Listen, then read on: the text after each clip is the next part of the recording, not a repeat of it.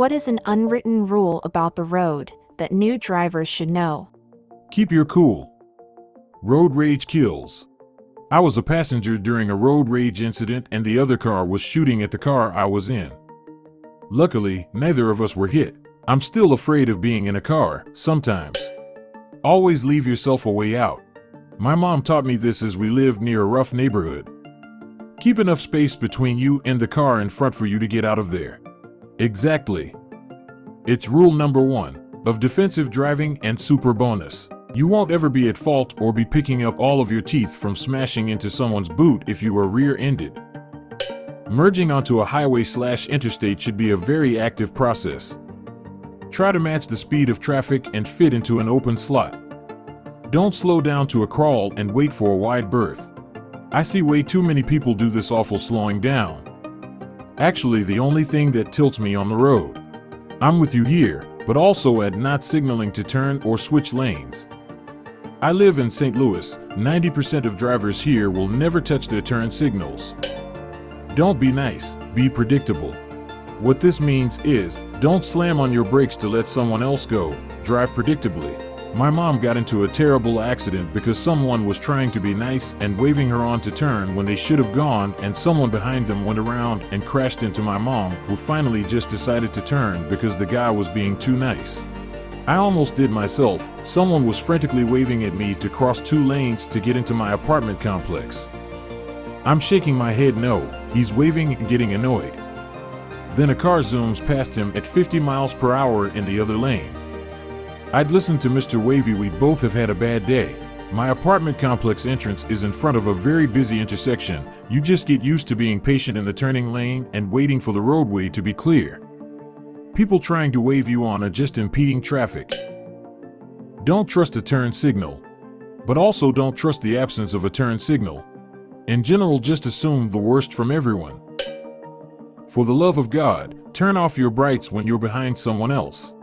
I don't know if it's just me, but a lot of modern cars have headlights of Satan's anus. It is physically painful in my eyes to drive at night for me now. Folks already mentioned the height of SUVs and LEDs, but there's also another issue. Lots of folks are replacing their vehicles' old incandescent lamps with LEDs. The trouble is the reflectors behind the lamp and the lens in front are meant for a completely different light. Additionally, and more importantly, most people don't realize that when you replace a headlight lamp you have to readjust the angle of the reflector and/or the height of the lamp. So you end up with the wrong lamp with the wrong lens shining in the wrong direction, and you probably wouldn't even realize. You just know that even the low beams give great visibility with your fancy new headlights, never aware both of them are focused directly at the rear view mirror of the car in front. Be predictable. Assume everyone else is unpredictable. Drive defensively. Going into a ditch at an angle so you don't plow head-on into dirt or rocks, or going off the road is generally preferable to a head-on collision at high speed. At all costs, avoid a head-on with a large vehicle like a dump truck or transport truck. It's almost certainly going to be fatal for you. Anti-lock brakes, large modern vehicles and snow tires, and 4-wheel drive are safety features to help you. It does not mean you can drive in all weather conditions without driving for the conditions. I have known people who had very expensive SUVs who are also very dead because they drove fast in bad weather. Above all else, don't drive under the influence. You may not just kill yourself, you may end up killing others. Wear a seatbelt. Treat driving as a privilege, not a right. The car with the most duct tape has the right of way. And U-Haul trucks. Chances are the guy driving a U-Haul truck is driving a vehicle much bigger than he is used to, hasn't had enough sleep, and is having a long day. If someone flashes their lights towards you, check in the following order. Your lights. Are your headlights off when they should be on? Are your high beams on when they should be off?